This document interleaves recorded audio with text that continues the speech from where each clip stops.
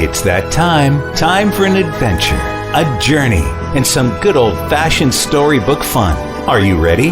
Then curl up and get comfy, because here comes another Juice FM bedtime story.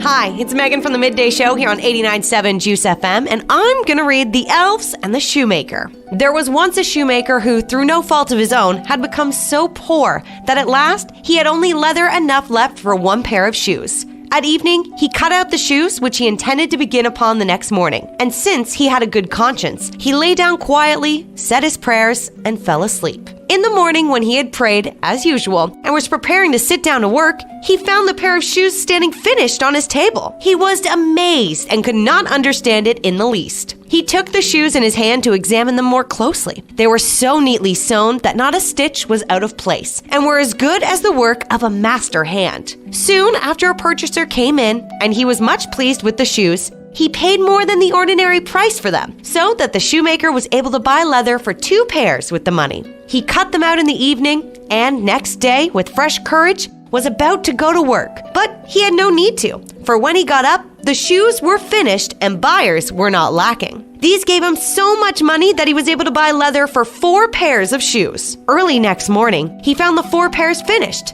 And so it went on. What he cut out at evening was finished in the morning, so that he was soon again in comfortable circumstances and became a well-to-do man. Now, it happened one evening, not long before Christmas, when he had cut out shoes as usual, that he said to his wife, "How would it be if we were to sit up tonight to see who it is that lends us such a helping hand?" The wife agreed, light a candle, and they hid themselves in the corner of the room behind the clothes which were hanging there. At midnight came 2 little naked men, who sat down at the shoemaker's table, took up the cutout work, and began with their tiny fingers to stitch, sew, and hammer so neatly and quickly that the shoemaker could not believe his eyes. They did not stop till everything was quite finished, and stood complete on the table. Then they ran swiftly away.